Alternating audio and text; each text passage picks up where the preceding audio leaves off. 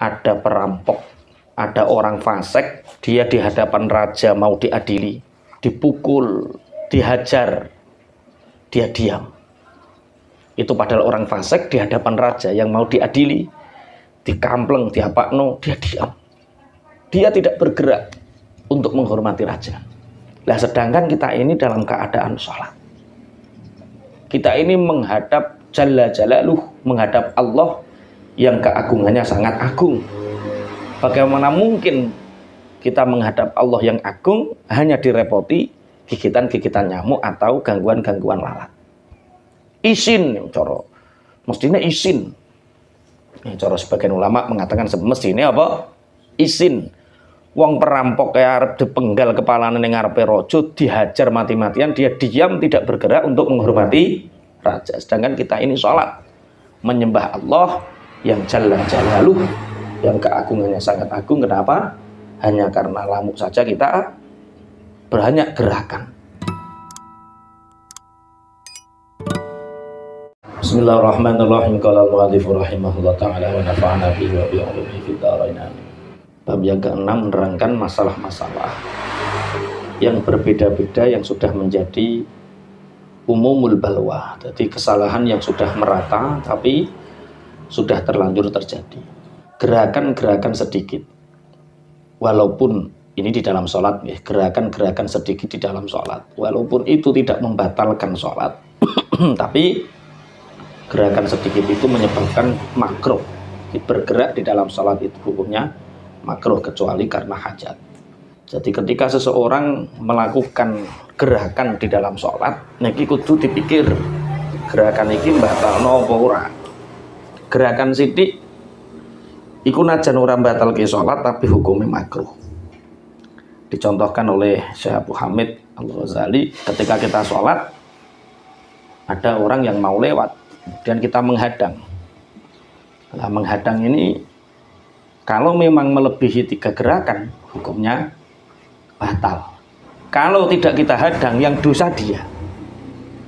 Kalau kita hadang, kita kena makruh, repot kabeh.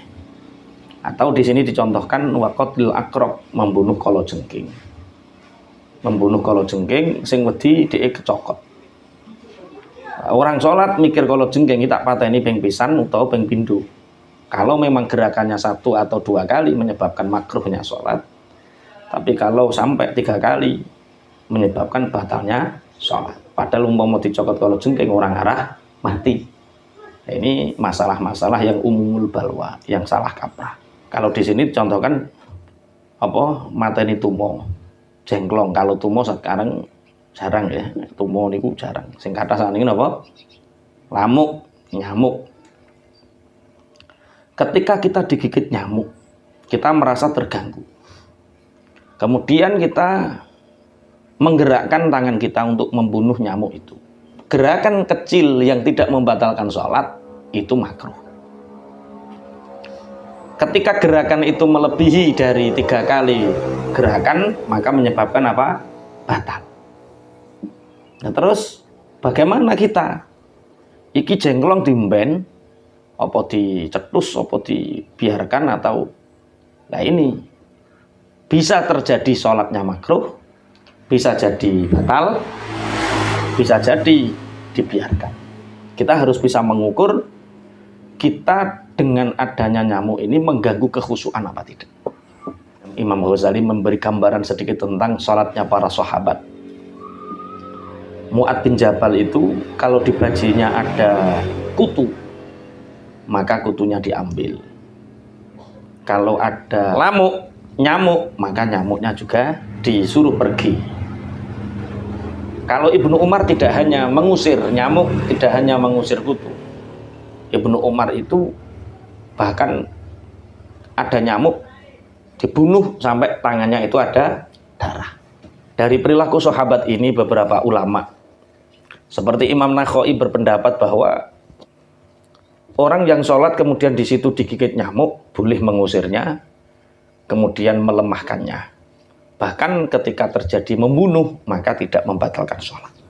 Ini menurut pendapatnya Imam Nakhai, sebagaimana yang dilakukan oleh Ibnu Umar. Sama pendapatnya Ibnu Musayyab Kalau kita sholat kemudian ada nyamuk, ada kutu, ya kita ambil, kemudian dilemahkan, kemudian dibuang. Tapi menurut Imam Mujahid, kalau saya berpendapat tentang orang yang sholat kemudian digigit nyamuk, orang yang sholat kemudian di situ ada kutu di tubuhnya atau pakaiannya, Imam Mujahid mengatakan, aku akan membiarkannya. Aku luwih seneng tak ben, kecuali memang betul-betul sangat mengganggu. Kalau tidak mengganggu ya dibiarkan, kecuali sangat mengganggu, daripada aku sibuk, disibukkan oleh kutu, disibukkan oleh nyamuk ini, ya sudah, dilemahkan, kemudian dibuang. Lah, apakah sholatnya tidak batal? Dalam konteks ini menurut Imam Mujahid, ini adalah rukhsah, keringanan dalam agama. Tapi ora kok terus langsung gedebak napuki jengklong terus, ya ora. Ya sebisa mungkin kita menghadap Allah harus dalam keadaan khusyuk. Mangke bab-bab ingkang dibahas. Tadi tentang kutu, tentang nyamuk, kita boleh mengusir, kita boleh membunuh. Itu adalah rukhsah. Rukhsah itu keringanan. Keringanan itu kalau tidak darurat ya jangan diambil. Itu namanya apa? Rukhsah. Bagaimana kalau yang sempurna? Kalau sholat yang sempurna itu ya al-ihtirazu 'anil fi'li wa inqalla. Kalau ingin sholat kita sempurna, ya jangan sampai kita melakukan gerakan. Ojo sampai ngelakoni obah-obahan gerakan wa inqalla. Najan gerakan itu napa? Sithik. Makanya sebagian ulama niku ketika dirubung laler, ketika dirubung jengklong, ketika dirubung kutu, sebagian ulama mengatakan la u'awidu nafsi dzalika fayusidu alayya sholati. Aku tidak akan membiasakan diriku untuk melakukan itu, mengusir nyamuk, mengusir lalat, bah kuno. Sing penting aku sholatku gak keganggu. Gara-gara aku fokus ning nggone ngusir nyamuk, gara-gara aku ngusir ning ngone laler, akhirnya sholatku menjadi tidak khusyuk. Padahal aku mendengar annal fusaqu baina yadayil muluk yasbiruna ala adza katsirin wala yataharrakuna. Ada perampok, ada orang fasik, dia di hadapan raja mau diadili, dipukul, dihajar, dia diam. Itu padahal orang fasik di hadapan raja yang mau diadili, dikampleng, diapakno, dia diam. Dia tidak bergerak untuk menghormati raja. Nah, sedangkan kita ini dalam keadaan sholat. Kita ini menghadap Jalla Jalaluh, menghadap Allah yang keagungannya sangat agung. Bagaimana mungkin kita menghadap Allah yang agung hanya direpoti gigitan-gigitan nyamuk atau gangguan-gangguan lalat? Isin, coro. Mestinya isin. Coro sebagian ulama mengatakan semestinya apa? Isin. Wong perampok kayak arep dipenggal kepalane ning ngarepe raja, dihajar mati-matian, dia diam tidak bergerak untuk menghormati raja. Sedangkan kita ini sholat menyembah Allah yang Jalla Jalaluh, yang keagungannya sangat agung. Kenapa? Hanya karena lamuk saja kita banyak gerakan. Itu menunjukkan kita tidak sopan sama Allah. Bagaimana saat kita sholat ngerti-ngerti angop? Angop niku mukodimai ngantuk niku napa? Angop. Maka yang lebih baik ketika ada orang sholat angop, maka meletakkan tangannya di mulut, ini lebih utama. Nek angop, tangan diletakkan di mulut. Lah nek wahing, biasanya wong wahing gebres hajing, nyebutnya apa? Alhamdulillah. Maka bagaimana saat sholat kita gebres? Waktu sholat sampai gebres, maka cukup bacalah Alhamdulillah, tapi di dalam hati, jangan diucapkan di lisan. Ketika kita sholat pakai kopiah, ketika kita sholat pakai surban, ketika kita sholat pakai rida, pakai selendang, tahu-tahu kopiah kita jatuh, ya sudah dibiarkan saja. Tahu-tahu rida atau selendang kita, surban kita jatuh, ya dibiarkan saja. Karena menata rapi ulang kopiah, menata rapi ulang surban, rida itu makruh. Kecuali darurat. Darurat itu artinya ada bagian yang menutupi kening, kan wajib nah itu darurat. Kalau tidak darurat maka hukumnya makruh. Orang tertib itu orang Jawa, orang Nusantara itu tertib. Sholat ya sepatu dilepas, sandal ya dilepas, itu orang-orang kita orang tertib. Kalau di luar sana itu orang-orang Arab itu ya sholat ya nganggo sepatu, sandal ya ora dilepas. Memang dalam beberapa permasalahan sholat nganggo sandal iku sah, sholat nganggo sepatu sah. Yang penting suci. Kalau di sini sepatu untuk lepas dari najis kelihatannya sulit. Tapi kan najis dalam sepatu itu dimakfu. Yo karek delok najis. Kalau di padang pasir memang ora ono bebek, ora ono pitik, ora ono wedhus, ora ono. Mereka berada di padang pasir yang notabene mudah suci. Bahkan telek pun langsung kering kan saking panasnya. Lan ning kene teleke mencret jebret-bret wae yo. Mbok hukumi makfu masjidmu rusak kabeh. Ujug-ujug bar ngaji Ihya sepatonan mlebu masjid. Wong cah bento kuwi sing bento. Takbire sore jelas. Ya takbir sore ya sore tapi ya kudu ndelok panggonan. Najis yang ada di dalam sepatu itu memang dimakfu, tapi yo ndelok-ndelok daerah. Mungkin sepatumu kena telek mencret bareng, mbok makfu kabeh masjidmu rusak kabeh. Bismillahirrahmanirrahim. Jadi kalau kita sholat pakai sandal itu boleh. Kalau kita sholat pakai sepatu juga boleh. Yang penting intinya suci. Sholat Rasulullah SAW fi na'lah. Rasulullah itu sholat menggunakan kedua sandal beliau. Summa naza'a, kemudian setelah sholat Rasulullah melepasnya. Orang-orang ikut melepasnya, melepas sandal mereka. Jadi Kanjeng Nabi dulu sholat pakai sandal, semua orang sholat pakai sandal. Kemudian Rasulullah melepas, orang-orang juga melepas. Kemudian Rasulullah bertanya, lima khalaqtum ni'alakum, kenapa kalian melepas sandal kalian, sepatu kalian? Para sahabat menjawab, ra'ainaka khalaqta fa khalaqna, kami melihat engkau melepas sandalmu ya Rasulullah, maka kami ikut melepaskannya. Maka kemudian Rasulullah bersabda, inna Jibril atani fa akhbaroni an nabihi ma khabatan. Dadi ngene lho, malaikat Jibril iku sowan mrene ngabari aku, Kanjeng Nabi Muhammad ning sandalmu loro iku ana teleke, ana najise.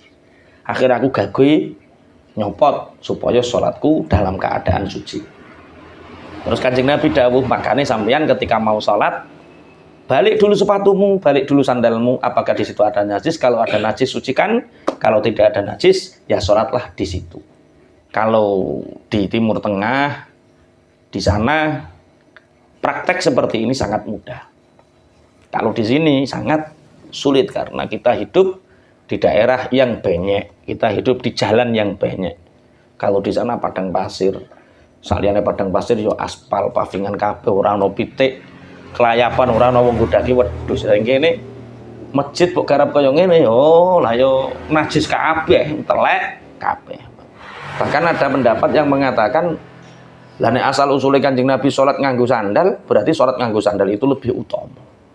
Dengan dasar bukti ini Kanjeng Nabi tanglet para sahabat, lah opo kok mbok coplok barang, wong nggonku iki tak coplok sebab sepatuku najis, sandalku najis, sandalmu ora najis, ora usah dicopot. Itu pendapat. Dalam hadis yang lain, Abdullah ibnu Sa'ib mengatakan bahwa anna Nabiya sallallahu alaihi wasallam khala'a na'lai. Dalam hadis yang lain sangat masyhur, Rasulullah ketika sholat itu melepaskan sepatu atau sandalnya.